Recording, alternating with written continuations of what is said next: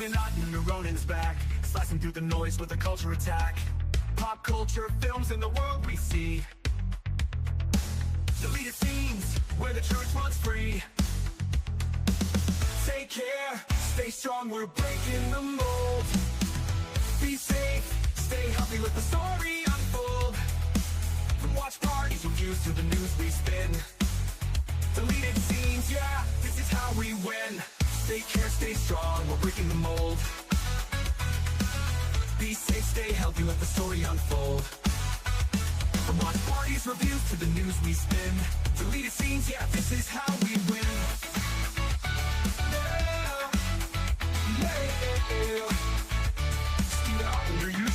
Let's roll.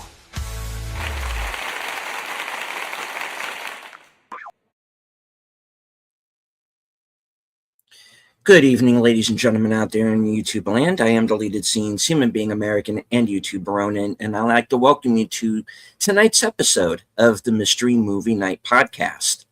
Tonight, we control the vertical, we control the horizontal. I want to say hello to everyone currently following along on X. I can't see you, but I know that you're there.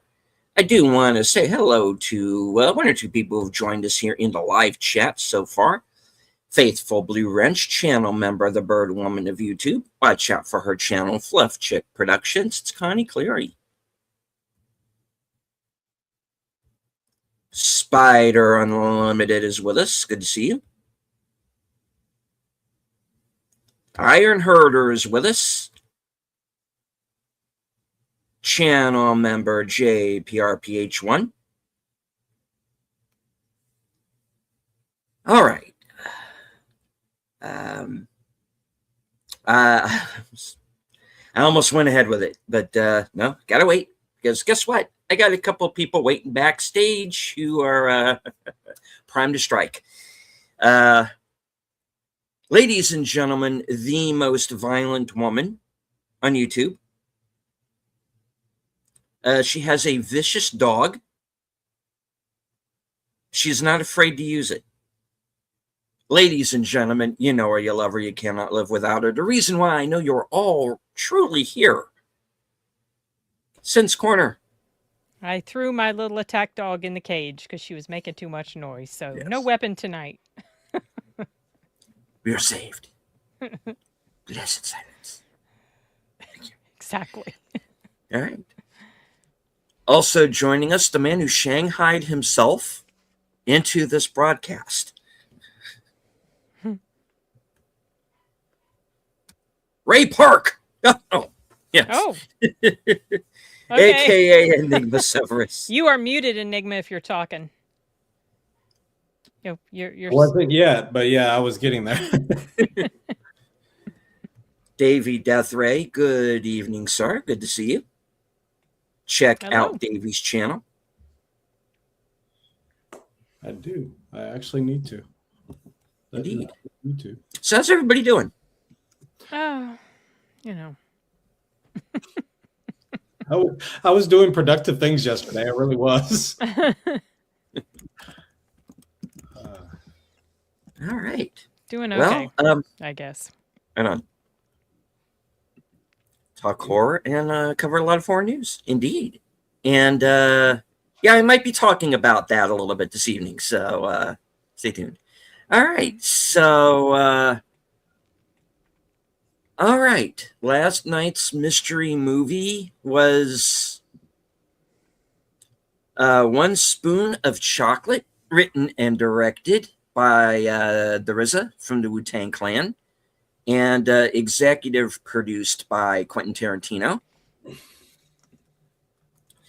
RZA and Tarantino hooked up once before on another film called The Man with the Iron Fists, which had Russell Crowe in it, and Lucy Liu, and some others. I think RZA was actually in that as well. Okay. A movie that I honestly don't remember a whole lot about. What I mostly remember is pretty much Russell Crowe, and I think his character was probably drunk. He might have been. Who knows? whatever could get him through that film, because it was a bit of a snoozer, to be honest. Don't really remember much else. Now, I don't think I ever heard of that one. yeah, it goes back a while. And Okay. anyway. All right. So, one spoon of chocolate. What is it? What is it about? Okay. You have a character, Randy, played by Shamik Moore, who, if I remember correctly, is the voice of Miles Morales in the Yep. Spider-Verse films. Yep. He is a war veteran. When we meet him, he is being released from prison after, I believe they said 3 years on an assault charge, which they kind of imply might have been trumped up a bit. And he goes from New York to Ohio, and there's the whole sort of first act odyssey of him going from New York to Ohio.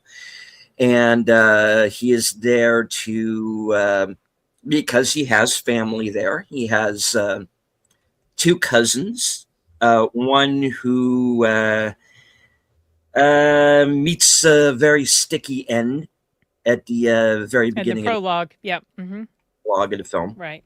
But he has another cousin who he moves in with. And comes very quickly to find out that this town is pretty much lorded over by a racist sheriff. His even more racist son, and pretty much all of the other racists who are racisting around the town. Yeah. Bunch of racisms going on. Racism. Yeah. I'm going to say this up front. This movie, between this and Slanted, this pretty much blew my faith in film. Well, you haven't seen Night Patrol yet, which incidentally, incidentally, the cousin, who's alive, who was the one that didn't get killed in the beginning, he played in Night Patrol. Oh yeah. Oh, okay. I was wondering where. So I'd heard that name before. Yeah. I don't. The name Night Patrol. It's on my list of worst for the year. The cousin. Yeah. Too, well as this is also going to be on my list of worst for the year. The first thing I wrote in the prologue scene, when it's showing the cousin about ready to get his organs removed, or getting his organs removed, because that happens. And and he's looking up at the wall, and it's showing pictures of slaves. Yeah, at auctions and all.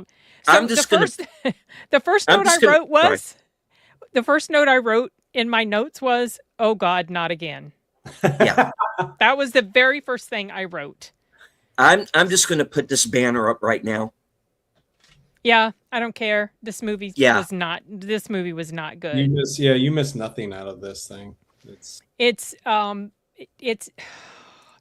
the characters were very caricaturish and cartoony and over the top and one-dimensional, and no nuance at all to anything. It was just like nope.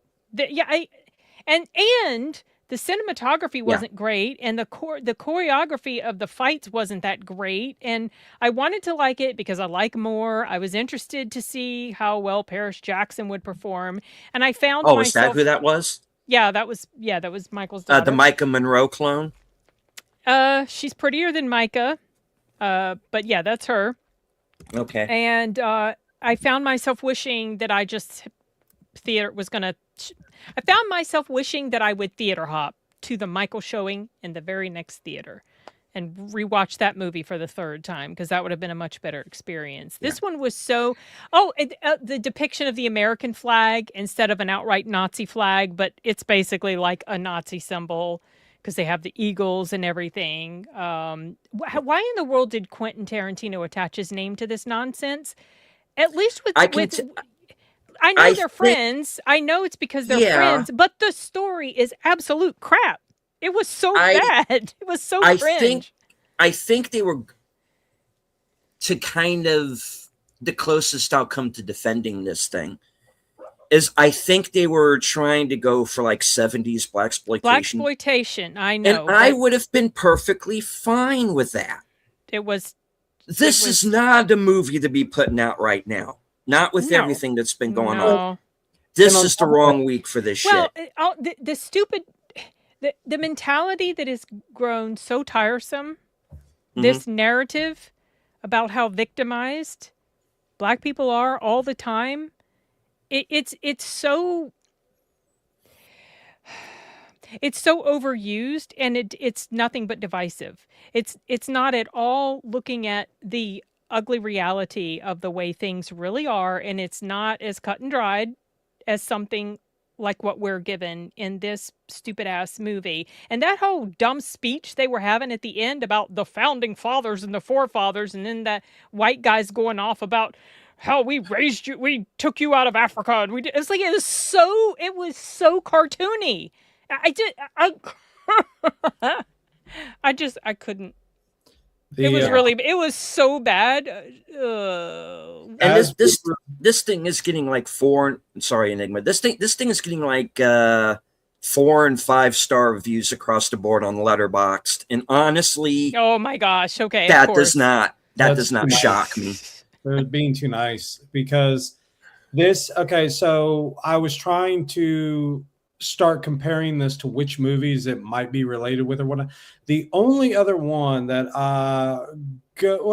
there are plenty that go along with this, but Rosewood from 1997 with Don Cheadle, Ving Rhames, that one was a powerful movie because it was a timepiece, and you can see that people don't have options to leave. But here, you're placing this same situation inside of a modern day setting that has no business whatsoever, and it's just like, this doesn't work. Same thing with Slanted. That's why the narrative of Slanted didn't work. Yeah. Because it was acting like reality wasn't a thing at all. It was acting like a movie that should have been something that took place in the 40s, 50s, whatever, during a time where that sort of sentiment was heightened in a lot of people. But it's so out of touch, and I think it's just pretty hateful. And it felt like it was just an excuse to see how many times the N word could be thrown around. Mm-hmm.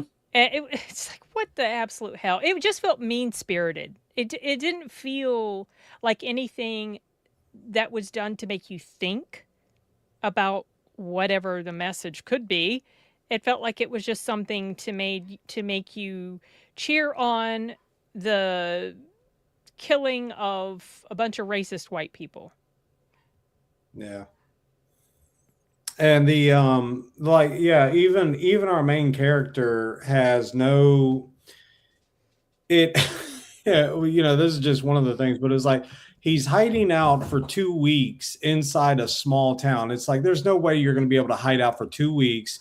Nobody knows to ask where you're at. And your preparation. You mean when he was in the garage? Yeah. Cooped up? He's hiding in the garage for 2 weeks. Yeah. It's like your entire preparation, you spent 2.5 weeks preparing dummies to be able to practice your fighting skills for all of 5 minutes. I was like, this is none of this is realistic. The stupidity from start to finish was just, I was like, this is bad. Well, even the racists were so over the top. It was just so, it's like, what? You can't even write these people good. I don't know. I don't even feel like I have adequate words to express how utterly ridiculous this film was. They all do it. Even the faux Skarsgård, as I call him, because he's so obviously trying to. Yeah. Well, they have these black dummies that they beat up on. Yeah. Like, what the hell? I would rather have watched Faces of Death, Davey. I feel like They put a lot of effort into those little mannequins as well. It was like, dude, y'all put way too much effort into those little costumes that y'all have just for Some 3 minutes. T-shirts, I don't even remember what they all said. And then, what was the other stupid thing? I can't even remember, but just the lack of any, the organ harvesting. It's like, why specifically these people? Like, why? Like, usually organ harvesting from other movies and experiences are usually based on people with rare, necessary, in demand type organs. You guys are just, grabbing. Reminded me of Get Out. Yeah. That's basically what this is. This is basically an overly violent Get Out. Yeah. But the difference between this and Get Out is, number one, you actually gave a damn about some of the characters. Yeah. I didn't care about anybody here. Yeah, me either. Daniel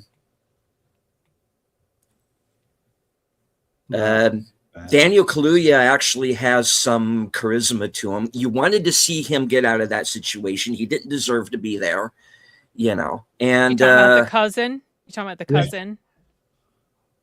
Well, okay, here too, but Wait, which I'm talking about the guy in Get Out. Oh! I'm sorry. You're rooting for him. Oh yeah, of There's course. nothing to think about here. There's no movie. This is white people are scumbags, and they're going to be driving around in their pickup trucks and their baseball bats, terrorizing the whole town, and their southern accents in the middle of Ohio. It's like, what state are we supposed to be in here? Yeah. This is not a movie.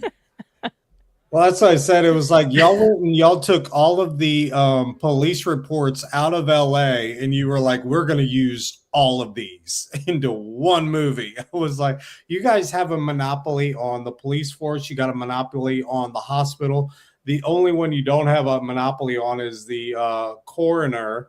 And it was just like, that's actually one of the more important ones. I was just like, this is just weird. Yeah, didn't you see Hard Target? You pay off the coroner. Yeah. Come on. When a Jean-Claude Van Damme action movie is smarter than your supposedly upscale.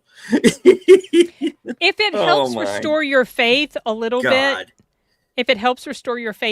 bit, the aggregate score, the average score for this movie on Letterboxd is 2.7.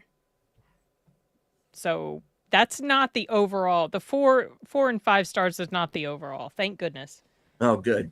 Yeah. Because that's all I was seeing last night, and I was like, what movie did you see? Just go look at the overall rating. And it's also come down on IMDb as well. Yeah. I was ready to walk out of this. And in fact, I put it in the X chat. The chat, I know. Feel I saw that. free to leave. To walk out. I really wanted to go watch Michael again. Because I had just seen it a second time earlier that day, and I was thinking that would be so much better than sitting through the rest of this. Yeah. Because I was 40 minutes in, and I'm like, I know exactly what is going to happen in this movie, beat for beat for beat, and that is exactly what happened. Yeah, the only part where they really surprised me was the fact that either Paris Jackson or Blair Underwood actually survived the film, because I was expecting one or the other or both of them to get taken out. Well, and the fact that they're still there at the end was like the one surprise. Oh, and that ending was stupid too. Oh my gosh. Overly done. Geez. The guy that was working at the gas station, it's like, you saw 4 people come in there. You never mentioned to anybody about the one token young lady that's with them. She's never suspected. She's never brought up. She's the one that's harboring and protecting him.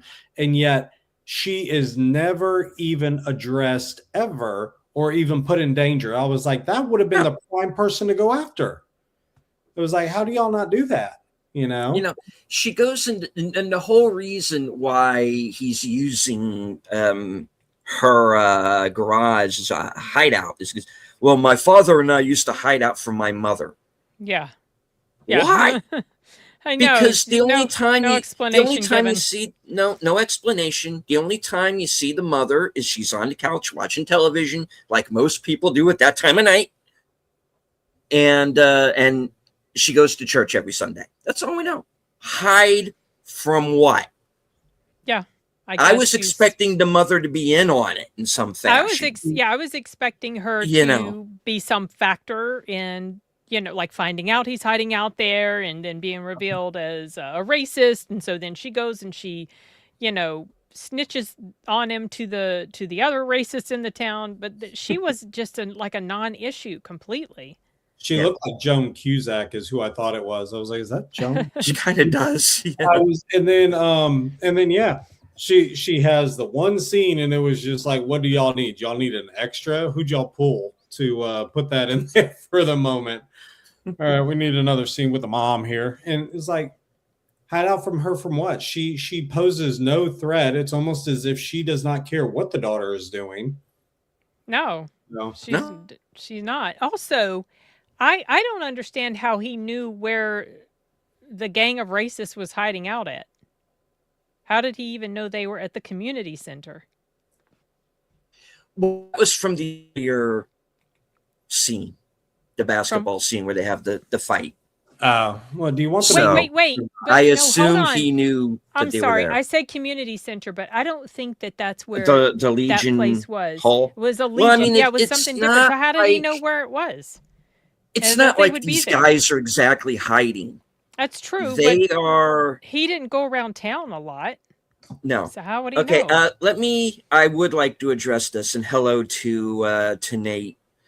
Hey, Nate. Is this a Quentin Tarantino movie, or is this someone else's movie? He just put his name on to get released. This is Tarantino is the executive producer on this film. It's written and directed by the RZA from Wu-Tang Clan. And they teamed up before years back on a movie called The Man with the Iron Fists. And so I guess they have like some kind of, they know each other, they're buds, they have some kind of... Yeah, they're friends. Producing partnership. Like I said, I wasn't a big fan of that movie, but there's nothing offensive in it. I sat through it, it was fine. Just in one ear and out the other action film. That's all. I'm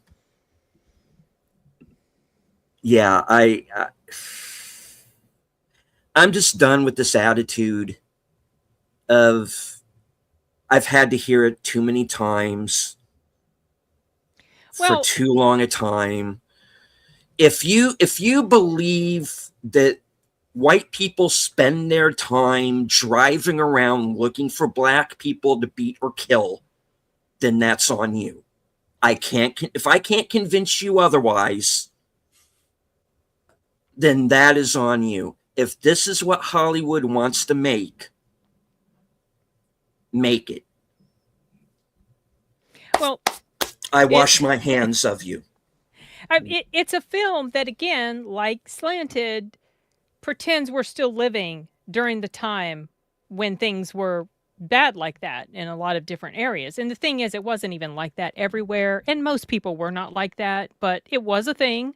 But it's pretending like it's still this big, huge thing right now. And it isn't. In fact, if anything, a lot of it is headed in the other direction.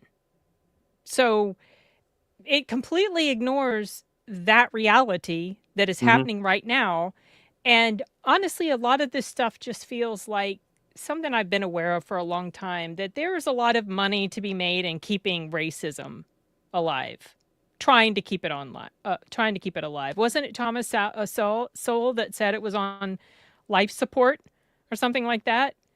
I'm pretty sure it was him. And, it's good for business. Can't let it die. Yeah.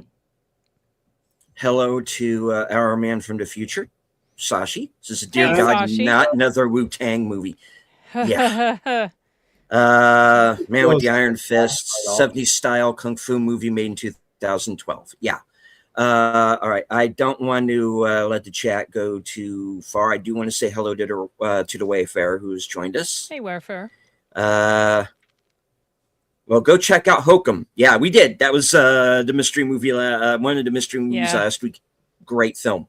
Good to see it. Just the problems I had with Yeah. Hokum, I still would have rather rewatch Hokum. I had some issues with Hokum, but it was a much better story than something like Curry this. Barker taking on TCM. I am really looking forward to that. I want to see what he does with it. I think Curry Barker is a real force to be reckoned with right now. Milk and Cereal was one of my favorite movies that year. He has Obsession getting ready to come out here in a few days. Oh, okay. That's his movie. It's I'm really looking forward to it. I've heard some good things. Between Obsession and Godzilla, those are like the only two movies remaining on the schedule that, quite frankly, I would see voluntarily in theaters. The rest is probably just going to be. Well, Eggers is hit and miss with me, but maybe that isn't like a matinee. Yeah, there is a new movie out that's actually coming out, and I think you guys will love it. I know Lex will especially love it. It's the de-aging of Anthony Hopkins for Silence of the Lambs. And Lex will love that movie. Yeah, I'm going to go see that tomorrow with my brother on the big screen. I've never seen Silence of the Lambs on the big screen, so I'm looking forward to that. And The Nice Guys with Russell Crowe and Ryan Gosling on Thursday. Oh, that one's worth it. Yeah. Too. They really, a lot of people are really asking for a sequel on that one. It's been so many years. I really wish they would. That would be fun. It would be, but it didn't make any money. No. And it's not a Marvel film. Yeah. And that's a hired guy, and Gosling has to come back to help him. That would be kind of cool. Yeah. You know? Oh, but yeah, any of these ideas would have been much better than especially. Did you guys have him come out before the film started, and he's like, "Hey, I hope said you guys something at the beginning." Yeah. Oh, I was like, oh my gosh. I was like, oh no, everybody's following the Tom Cruise, and who else has done that? Introduce themselves before. The brothers who did Talk to Me did that when Talk to Me came out. Multiple directors have done that for films. I've noticed, especially for the mystery movie releases. So, yeah, it seems to be kind of a thing. The one who has hit it really well that I really enjoyed, and it's still in my top 5 for this year, is Good Luck, Have Fun, Don't Die. I think that one, Rockwell did an amazing job, and I honestly take it to heart how the director had said, it's very hard to get these original ideas out these days. And so, yeah, but this one was not an original idea. It was not anything new that we haven't seen before. No. And it was just over the top with stupidity, So, yeah. It was clunky. It was cringe. The acting was, it was okay. But the writing was terrible. It was so one-dimensional. Well, and the plot holes, the plot holes, the logical thoughts you would have had as to, all right, this is what needs to happen next. And nope, that did not happen. Like the amount of you're going to get bailed out. The guy gets bailed out in the middle of the night. That should have been a high questionable thing because you always have to go before a judge. Yeah, but it was because he was going to drop the guy off. It was very obvious, that had nothing to do with, they weren't doing anything above board. He was going to drop him off so he could get beaten, killed, and his organs taken. Yeah. And the thing is y'all talked about it before. The kid is the son of the police. You don't think he has control over the prison and y'all's head should have been on a swivel from the very first moment of the fight. Y'all should have immediately already started rounding up the wagons. And nope, y'all did not do any of that. Y'all played dumb throughout the entire process. I was like, you are not a military dude. There is no way you went through military training.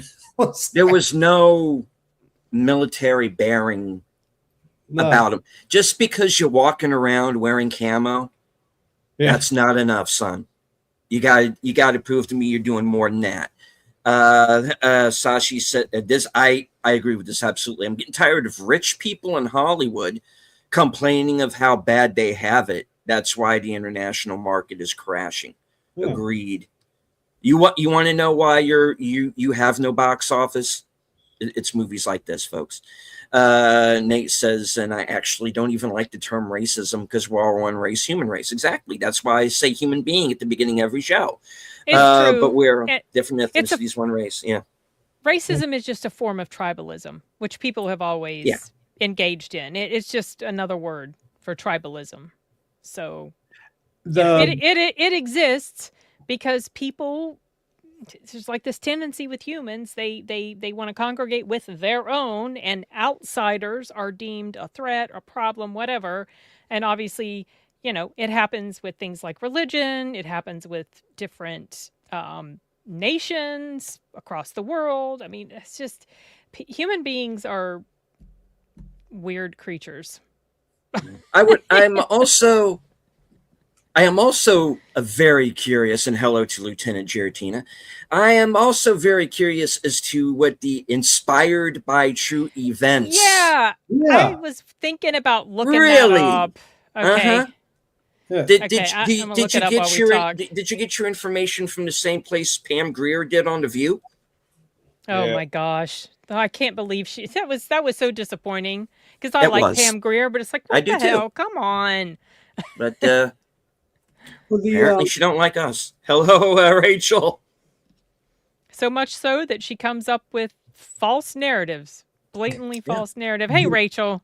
The movie Molly's Game is what I honestly believe Hollywood keeps going back to. Now, here's the example I'm giving is Molly's Game is actually based on a real life event, and Tobey Maguire suffered greatly due to his real life actions. So that movie has a lot of merit as to the events that took place.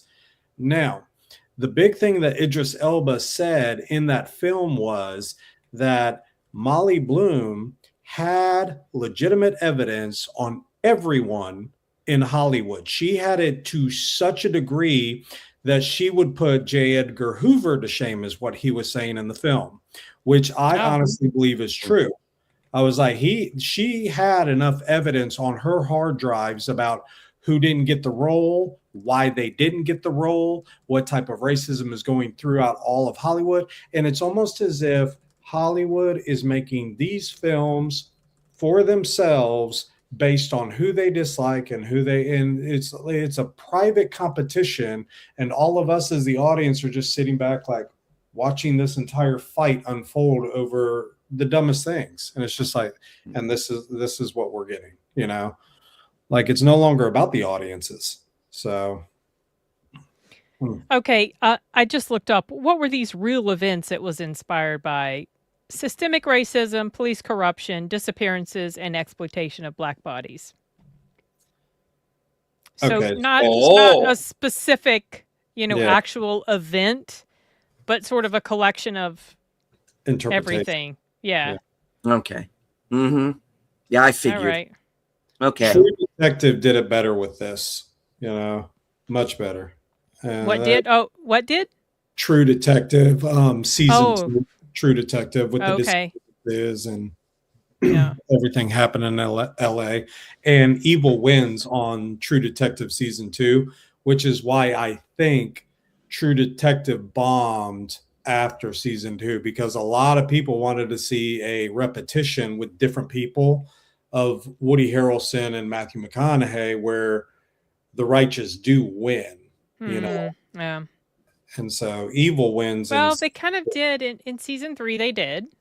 Yeah. I thought there was a good ending. Same thing with season 4, which was a huge downgrade in quality. Yeah. Oh goodness, but yeah, it was just talk to us about Michael. Tell us. No, I'm just kidding. I would much rather. Honestly, you know what? This is the worst movie of the year. as far as I am concerned. Well, it's in my list, and all three of them are shitty. So, and they all have to do with this sort of narrative: white people bad. But I don't have much appreciation for that. If you can't tell us a story and give us nuanced characters and actual good writing, I'm not interested in your stupid message. It's like, if you are seeing stuff like this happen somewhere within the United States, if this is truly something, say if something like this movie were truly going on, tell us. Well, because all of the people, all the white people with the guns that you're also afraid of, we will kick all their asses. You want to know why I don't mind the ending of Sinners? Because those fuckers deserve to die. Here, True, I didn't care. And I'm spitting. I'm sorry, but I don't. Sinners was much better written. Yes. I have some issues with the last act. That particular scene, while, yeah, they deserved it, it felt like it was just put in there just for, yeah, let's cheer the killing of these white people. So I that felt very shoehorned in, which I didn't really appreciate, but it wasn't enough to drag down the movie as a whole for me. It ended up on my top 10 for the year. I really enjoyed Sinners. I liked the time period, the events that were happening with regard to things like racism. That was relevant because we were in 1930s Deep South, but here we're in 2026 Ohio. 2026 Ohio, where everybody's kind of talking like this. You Oh my gosh. Sheriff Buford T. Numbnuts. Thank you. The acting was so bad. Yeah, it was so cringe. It was just like, oh, this isn't even good acting. The actor who plays like that the guy, sheriff, the sheriff. Oof. I have seen him before in other things. The guy's actually a really good actor. I don't know what the hell he was doing in this. He was getting a paycheck. That's what he was doing. I guess. I don't know.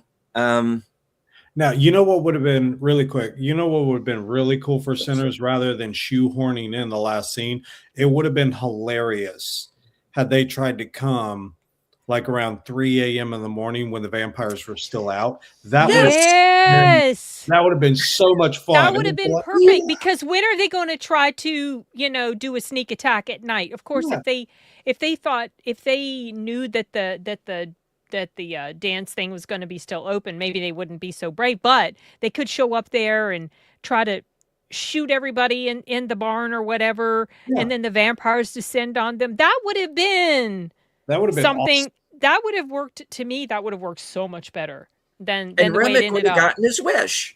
Let's go get these guys. Come with me. Join me. Let's go. But then they'll all be family. They'll all be family in the end, though. Or maybe they just would have killed him and not turned him. But I had an issue with that whole shootout scene anyway because he's doing all this shooting and people are shooting back at him. He doesn't get hit not once until he's supposed to. And I was just like, I don't know. I just can't buy into this whole scenario with him magically not getting shot. He's one person up against how many? No. It would have been really epic. And it would have brought it back the passion, of Primate, where those college guys go to the house. They have no clue about the killer ape, and then in my head I'm going, oh, this is going to be awesome. It's like I was so excited. It was pretty gnarly. I was like, he's gonna attack. Yeah, because that one guy, I was like, where are we going with this? Oh, but they were the guy that was on the bed. Yeah, and I'm like, shows up. Yeah. Oh no, we're going here. No. That one was great. But yeah, this one did. And what was the third one that was just Night Patrol for me? Yeah. Oh my gosh, yeah. Have you seen it? I was thinking of going to the theater, and then I was like, you know what? It's on the high seas. So I saw it on the all high seas, and I was like, no. I was like, nope.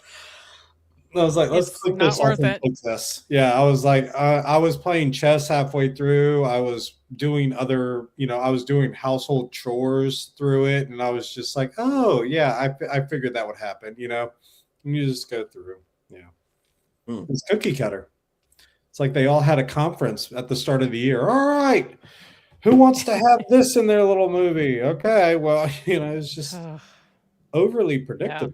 Hey, if you want to get your movie made, Yeah. you better remember A, who pays you, and B, who the villains are, because and Well, honestly, I'm I have a feeling that the RZA, this is his mentality because he wrote this anyway.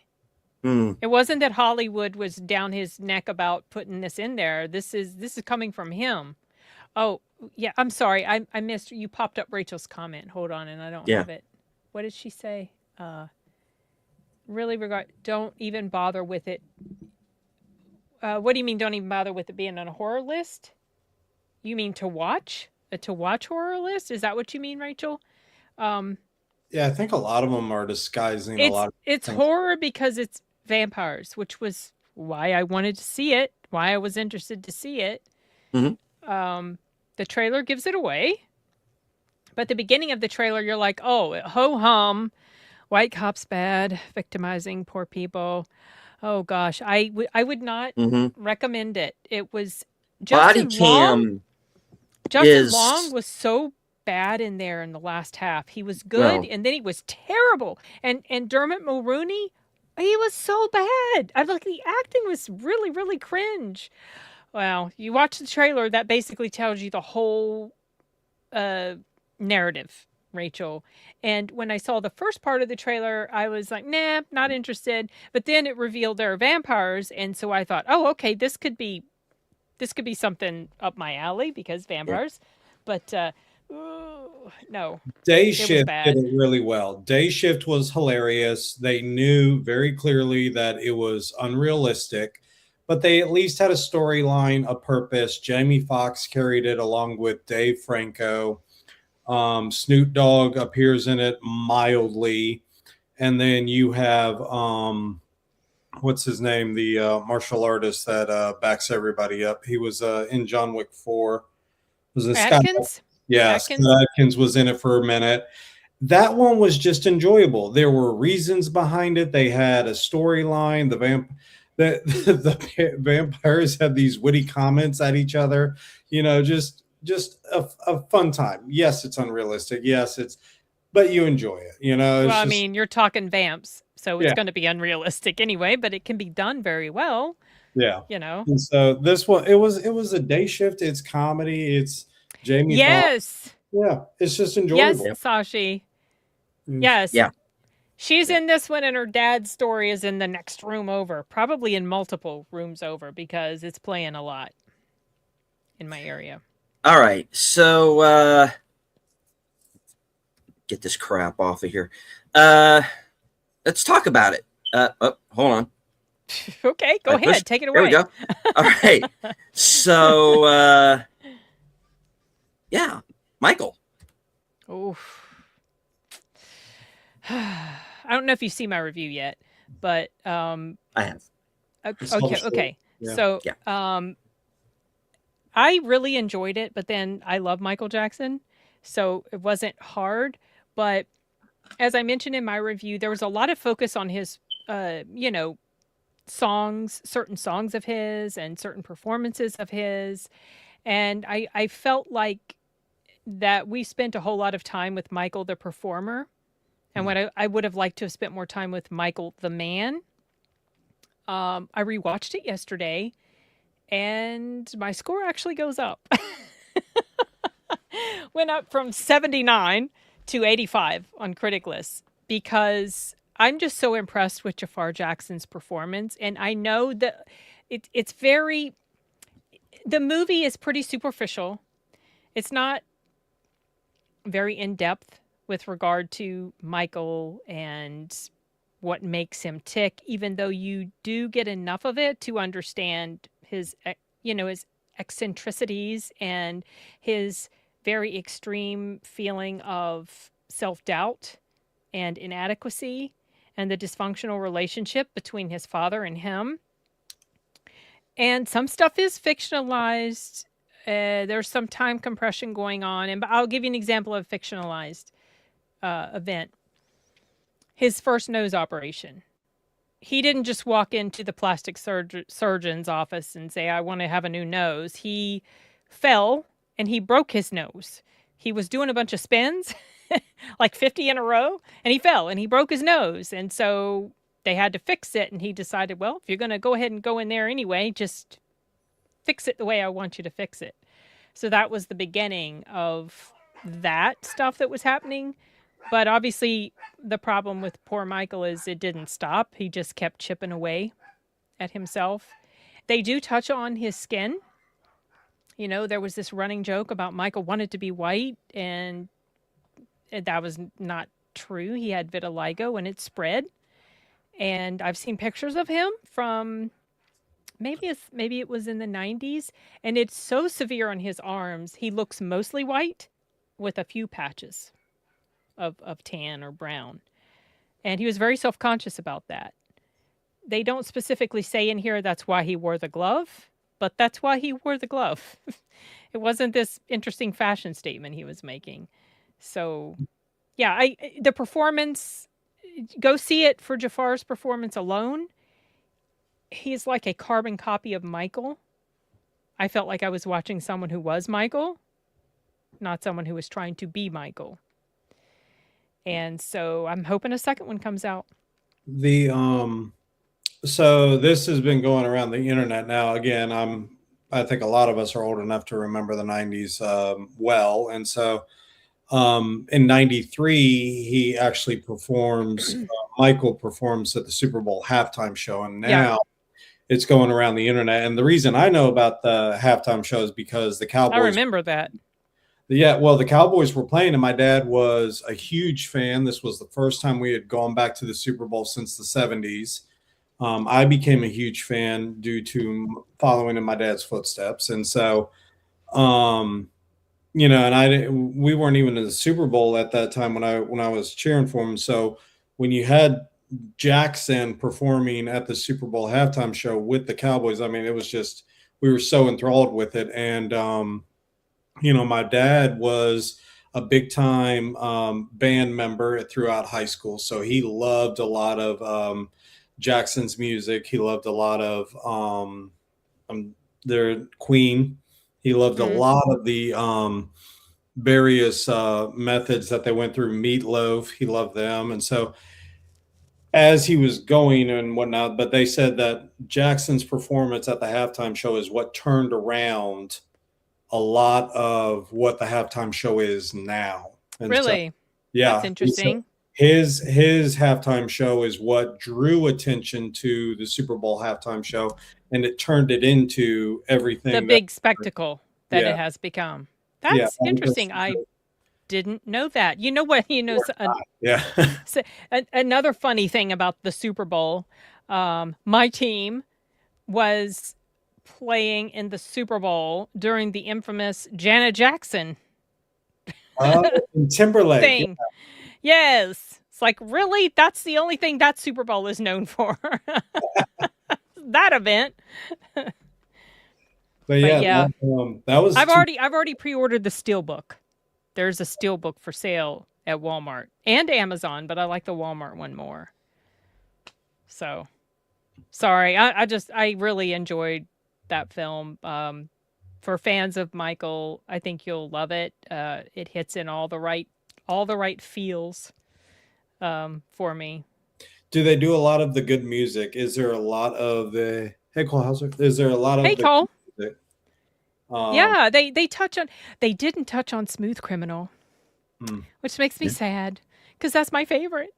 But they obviously ABC and Don't Stop Till You Get Enough, Billie Jean, Bad, Thriller. When they filmed the parts for where they're making the music video of Thriller, they filmed it in the exact same place where the Thriller music video was filmed, which I thought was really cool. And Bad, obviously, Human Nature, this is back when, TV, if you're scrolling the TV channels or surfing the TV channels, and they start going behind the scenes, you can't get copies of this unless you're recording on the VHS. But Dad had stopped on one of the films where they were actually doing the practice, and they were showing that Michael was getting a lot of the moves down very quickly, and he was very good. And a lot of the backup dancers were causing the delay in people picking up the moves. Yeah. Like, Michael doesn't have the problem. Nope. All in the back. Nope. Problem. I mean, the talent, this guy, he was phenomenal. The talent that he had, and I mentioned in my review, we're never going to see another person like him. It's just, it's never going to happen.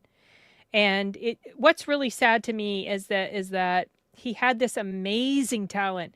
And in so many ways, I don't think he was very, very happy a lot of times. So, yeah, to me, he's a tragic figure.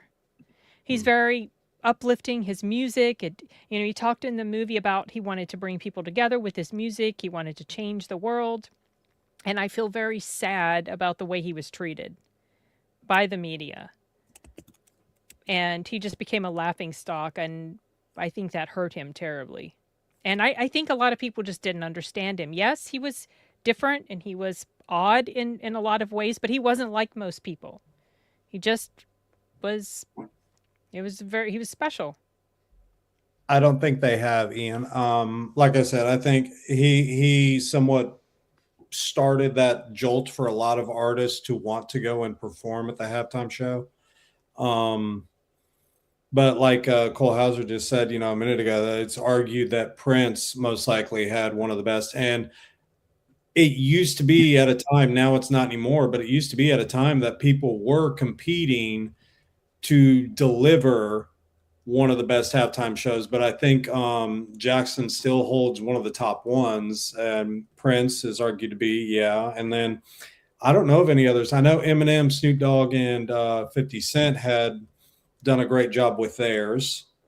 But yeah, a lot of people I think recently have tuned out on those halftime shows.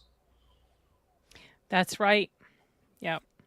He makes a funny comment about Prince in the movie that made me laugh. When I first heard it, it didn't fully register what he had said. And then when it hit me, I had like this split-second delayed reaction laugh to it. So, yeah. I'm glad it's doing well. It's probably going to have to make close to $600 million, though, just to break even, because its budget was pretty big. Well, it outdid Project Hail Mary, apparently. In its first weekend, yeah. Yeah. So it overperformed. The Hail That's Mary. true. He did, Cole. Yeah. A lot of people abandoned him, and Trump didn't.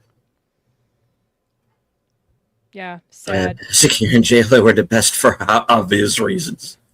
I thought they looked absolutely ridiculous, but then I'm a girl, and I think that behavior looks dumb. I don't like it, but I know guys can like it. I'm not one of them. Yeah, that part where they were shaking their butt at the camera, I was like, could not roll my eyes back in my head hard enough. Oh my God. I didn't watch the whole thing, though. So. And this one, I'm sorry, going back to the horrible disaster that we had to suffer last night. The few scenes that were horribly unnecessary in the film. The sex scene?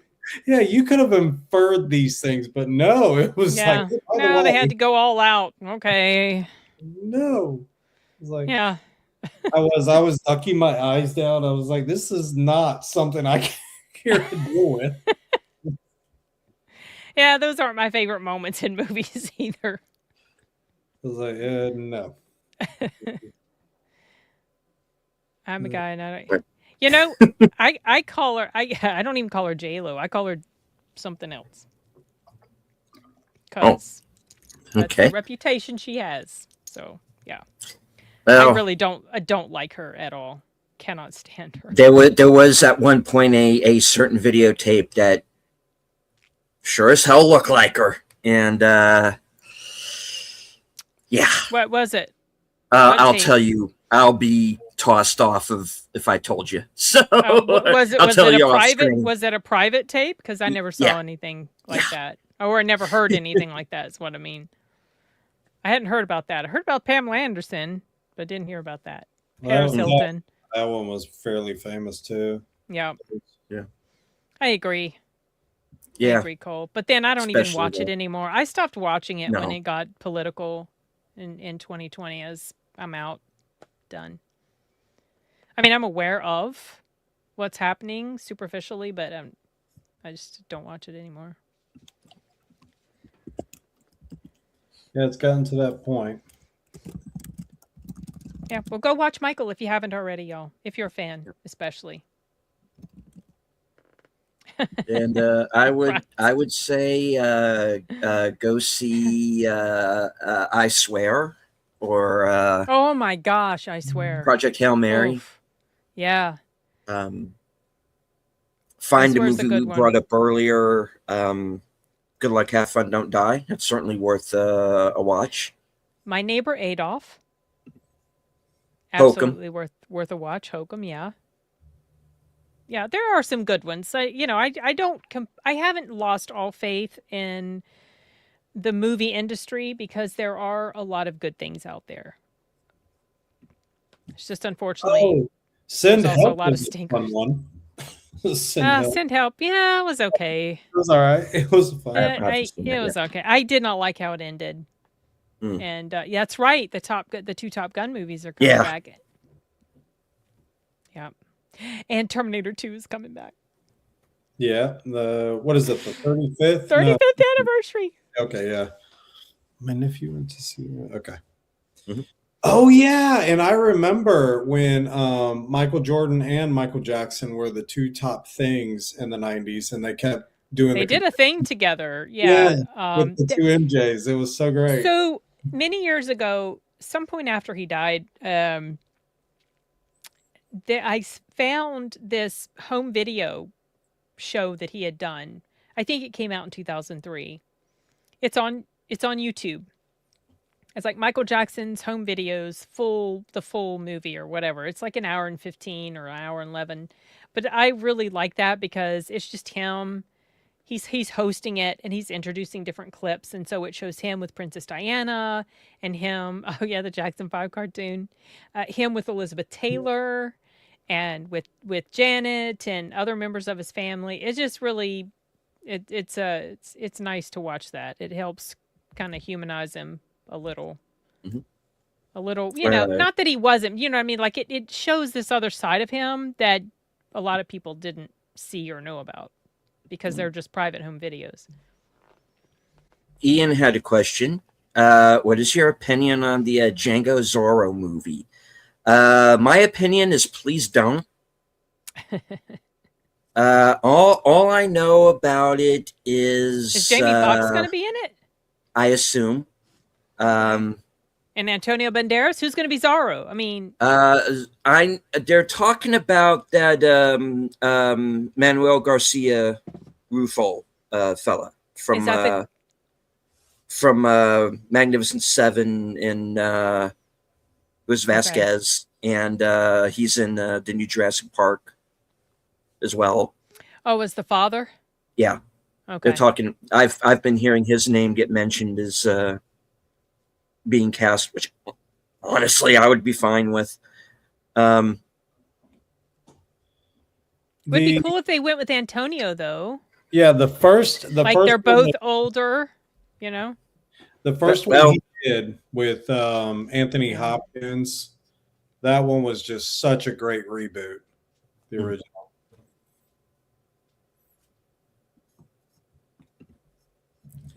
We'll see.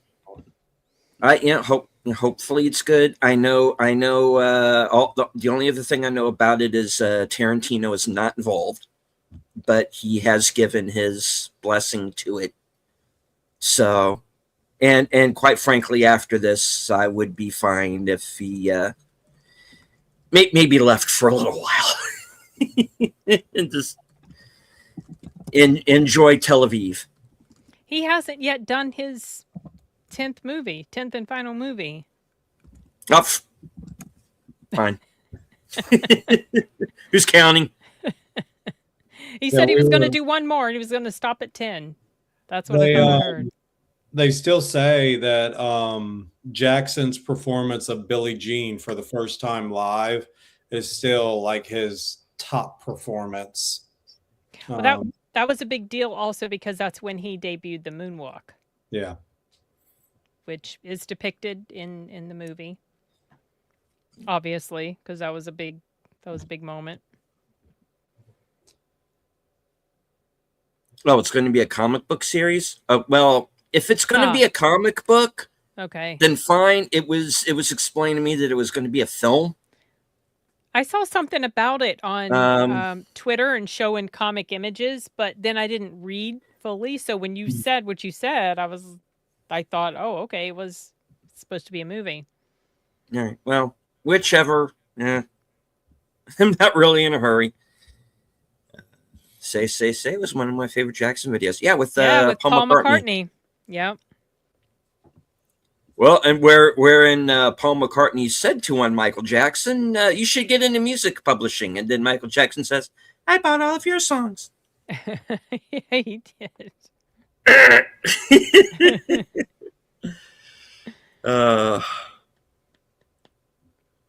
It's already a comic. It was a comic. It's going to be a movie. Okay. Whichever. I don't know. We'll look into it more. Like in the 80s and 90s, seeing a star was a big deal. Now you see them all the time. Yeah, Too much, sadly. But a lot of stars now don't seem to have the star power that some of them did. Like, there's never going to be another Arnold. Never going to be another MJ. You know, I don't know. It feels different. Maybe it's just my nostalgia of the 80s and 90s talking. Well, that, and as you get older, you start seeing that the more they talk, the more that they demonstrate they don't know as much as they believe that they know. And they act like they do, and that they can preach to us about whatever while they fly in their private jets. So there's very few that are down to earth these days. Keanu Reeves, though. Oh yeah, Keanu seems like a really good guy. Awesome one. I've always liked him. No, he's not. He may want to be, but he will never come close. No, Arnold had what was that? The Bill Burr joke where he said, I get famous for lifting weights. Now I'm going to become an action star. Now I'm going to marry Kennedy. He goes, how many lifetimes would you need to have to do what he's done? Right. I saw that. I think I did a reaction to that as well. That Bill Burr bit. There's our time, you guys. Yep. 8:10 already. Yeah. We were able to fill up the time with just that. Good Lord. Oh boy. Okay. Glenn Powell seems the closest thing to a modern movie star. I got nothing against the guy. I don't.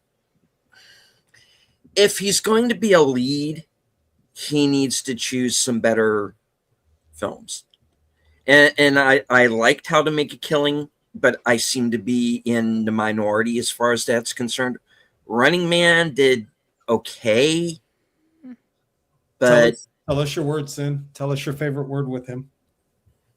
What? With Glenn Powell? Smarmy. Smarmy, he does. His little grin. And the thing is, I like Glenn. He seems like a really nice guy, but he does this thing with his mouth when he grins. I want to, like, get that look off your face. It's very annoying looking. I felt that way in Running Man. So he'd be a perfect Duke for a good G.I. Joe live action. And Cole would know. I agree. I would like to see someday a proper G.I. Joe live action movie instead of whatever the hell that was we got. Keep Dennis Quaid as Hawk, though. I was fine with that casting. He did great in War Machine. He was but basically he was basically playing Hawk in that too, you know. So yeah. Um, but it's just his face. What is he supposed to do?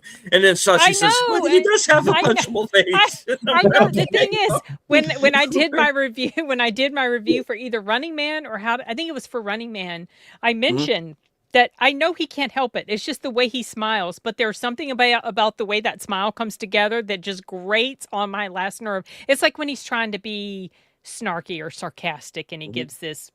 You know how his mouth does. You know his mouth. You see what it looks like. But the Michael Cera scene where he's in Sarah's house and he goes, "You brought me upstairs just to go down the little pole." He goes, "So we could go down." So stupid. But I enjoyed that film. It was dumb but fun. It was much more book accurate than Arnold's film. I still haven't seen it. Well, the Colin Farrell version of Total Recall was more book accurate too, and everybody hates that movie. Everybody hates it. Yeah. Give the people probably because they're comparing it. They're, like what happened with Running Man, they're comparing it with the movie instead of the original source material. Mm-hmm. So, where is it? Definitely looking forward to the Street Fighter movie, and the guy who's playing Ken is going to be playing the young Rambo. Yeah. I'm not against the original Street Fighter with Van Damme either. I was a fan of that one because, again, it was 90s. And again, please don't bite my head off, anybody, but the big point is a lot of the movies that we had with Marvel and Street Fighter and the ones like Judge Dredd with Stallone, those films, for as crappy as we might think they are or see them right now, they are the ones that paved the way to have what we're doing now, and so you can't overly criticize because they took the opportunity, they took the chance, and a lot of the technology and original thinking wasn't there at the time because they were the initial films, and so take them for what they are, enjoy them for what they are. But yes, I'm looking forward to the Street Fighter that we're going to do now. But Van Damme's one I grew up with. I thought it was pretty good, and I thought it was a good adaptation. Some of the things were stupid. I agree, but it was still the pilot film to do what they're doing now with Mortal Kombat, and Mortal Kombat also had theirs in 95. And so yeah, both of those were still good nostalgia films. So no one can top Richard Dawson. No. 90% of people think the movie is the source material. Yeah, because I know nobody reads anymore, which is a shame. Yeah. FYI, Street Fighter is part of the G.I. Joe continuity. I believe it is. I didn't know that. I think there are. Well, I think maybe there are you did characters tell me that intersect. in one of our streams, Cole. And G.I. Joe was invented because of Star Wars. So if you've seen that Netflix special. So haven't. Yeah. It talks about the 80s toys and how they all got invented, and G.I. Joe and Thundercats were both sources out of Star Wars. So Not sure of Carl Urban's Johnny Cage. We'll see. To it. I would prefer he were in a Dread sequel. Right. But me too. I watched that the other day because it's for free on here. So good. Oh, it's a good movie. I have the 4K. Looks pretty good.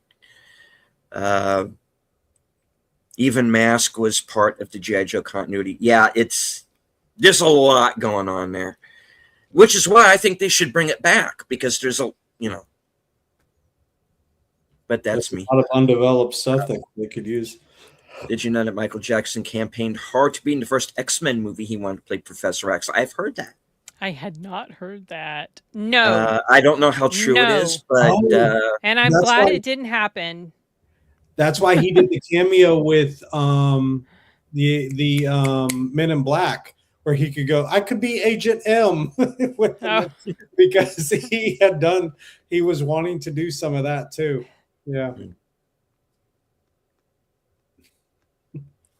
Speaking of G.I. Joe, Hired Toys is now making their own action figures. Yeah, you should check out Paulie's show from last night. He was doing an action figure stream. I caught part of that. Yeah, they were talking about cartoons with H. Boomer and Troy the other day too. Oh, nice. And speaking of which, here you got a stream coming up. Yeah, so. I do. At actually here in about 10 or 15 minutes, I am going to be joining Troy Pichelli and Netters Network and Aged Boomer for Live from Sparkwood in 21. And we are going to be watching and discussing the second season premiere of Twin Peaks entitled May the Giant Be With You, where it's the cliffhanger, and we're going to see who survived. And just how far down the rabbit hole we've fallen, because yeah, fun and games are over. Now it gets real. Let's see. And all the spoilers. Oh yeah, it's going to be full spoilers. Let's see. What else? Thursday at 5:30, I am going to be joining Outlaw Bill for a new show that we're doing called Comedy Greats, and we are going to be watching The Replacements with Keanu Reeves and Gene Hackman. Later on that night will be my program Coming Attractions, where you get to find out what I am going to be doing in the next week, up to and including my next 2 appearances in a row on Films with Friends. This Friday night over on Al's channel at 8 p.m. We're going to be watching Down Periscope with Kelsey Grammer. And on the 15th, The Way Out. And we're going to be with Jerry Lewis from 1966. And we're going to be joined by Troy and Netter for that as well. And I've got a brand new episode coming up of Unscripted Sunday night at 8. I have Western Cinema Presents before that. And even before that, I'm going to be going to the Sunday mystery movie. So, which I hope is going to be Sheep Detective. Oh, that would be so great if I think it's probably going to be. Yeah, I hope so. I'll be in New Jersey at that time, but then there's also one on Monday. So. And Corey apparently is getting more films, thankfully. Poor Corey. Nice. He's been. I know he's with Marcus, and so they don't. It's not always a thing. Same thing with Cinemark. Cinemark doesn't get mystery movies all the time. Bonzo Kilborn says, I want to make a horror comedy movie called Spoiler Alert, where a crazy super fan goes after a critic for giving out spoilers. I like that already. Hey, man. It'd be better than go for it. Please. You know, we're really seeing the popularity of YouTube go up. We have... I have videos up on my channel that have been watched by more people than watched Starfleet Academy in its entirety. It's amazing. And that's me. And I'm a nobody in the middle of all this. I'm just a guy in his living room sitting on his couch trying to give you the best show that he can. And made even better because, you know, I have the 2 folks next to me this evening. And come on, guys, you're the saving grace of this thing, not me. They're here to see you, not me. Let's be honest. No, you've been doing this for a long time. I've been doing this a while. Have a loyal viewership. I do. And speaking of the loyal viewership, I want to thank all of the new members to the channel. Whose names you're going to be seeing here in a few minutes. I do want to thank the new subscribers. I am now past the 5,400 mark. Thank you.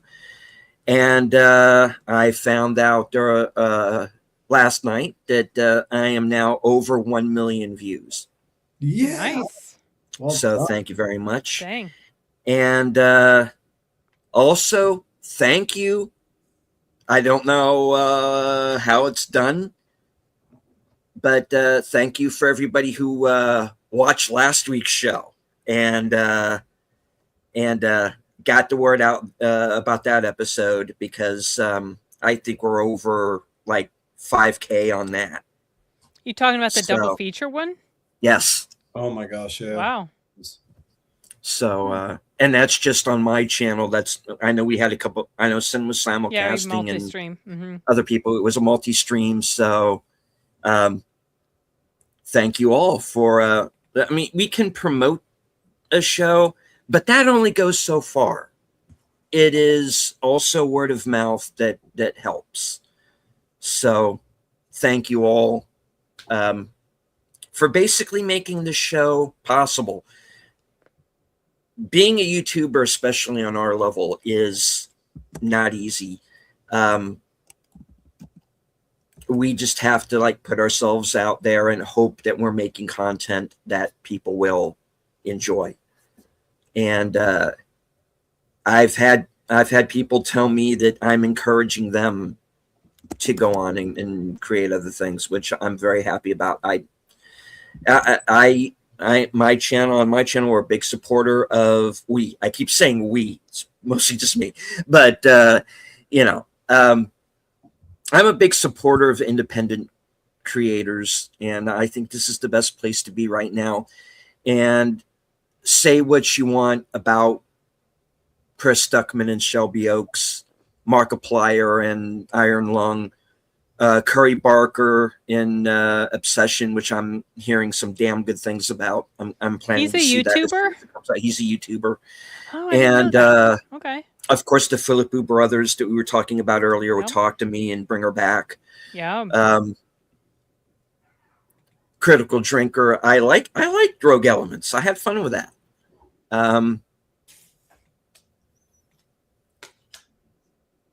This is the place to be, guys. I really do honestly believe that. Eric Ripa with comics. Ripa, yeah.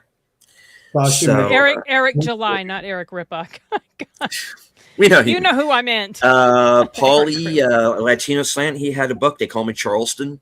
Yeah. Recently. Yeah, Sashi made a great point for you. So see what Sashi said. He does we make all it. love you. Long time. Sorry. Bro, no, so many. What many of you? That's more than twice. Yeah. So there you go. I mean, if a small channel like mine can hit that milestone, then anybody can do it. And I don't know exactly what hitting 1 million views does exactly, but I guess I'm about to find out. So, all right. Enough of my yakking. Sen, what do you have coming up? I just released my review for I Swear, and my review for Michael went up last week. And on Friday, I'm going to be on Corey's channel, Wilky's Movies and Music, to talk about space movies. And on Tuesday, I'll be back here in a different location, but back here, talking about hopefully Mystery Movie Sunday and Monday. Right on. So that's the immediate stuff. Enigma. Immediate stuff. Well, we're obviously doing the mystery movies again, and I am tomorrow night helping Miss Rachel, and she's going to be going over all of the in-depth movies that she's gone through in the month of January. She's done an awesome job. Like, she's seen a lot that I was not expecting her to see. So it's like, oh yeah, my homework. She invited me to that too, but I'm going to go see the Silence of the Lambs movie. Oh yeah, no, I couldn't join. Have fun with that. Yeah, I'm going to support on that one. I can't wait to hear all of her input, her insights. It's going to be really awesome to see what she's grabbing, from all the films. So those are the two big things. I don't know. It's not my favorite, but I'm not huge into space movies, so we'll see. I've got to refresh my memory, you guys. Galaxy about Quest space Plot. Movies that I like. Project Hail Mary will probably be on the list. All right. So we do have to go ahead and wrap it up here, unfortunately. But I do want to thank everybody who was in the live chat. Anybody who might have been following along on X, I can't see you, but I know that you're there. Anybody who comes along on this broadcast later on and watches the replay, Please make sure to hit the like, share out the stream. Have you seen One Spoon of Chocolate? What did you think? Have you seen Michael? What did you think of that? Or if you have any suggestions for us for movies to see that we might not have talked about on the show yet, let us know. And also, of course, thank you, Sin and Enigma, for joining me this evening. Of course. Anything you would like to say always. before we wrap? Go watch a good movie. Go watch Michael. Yes. Right on. And joining us at the end, hello, Logical Spark. Good to see you. Hey, Logical. All right. So as I always say at the end of every broadcast, from HQ and all points north, south, east, west, and beyond, good night. Take care, stay strong, be safe and healthy, because this is how we win. Stay on my channel, live from Sparkwood 21, coming up next. Bye.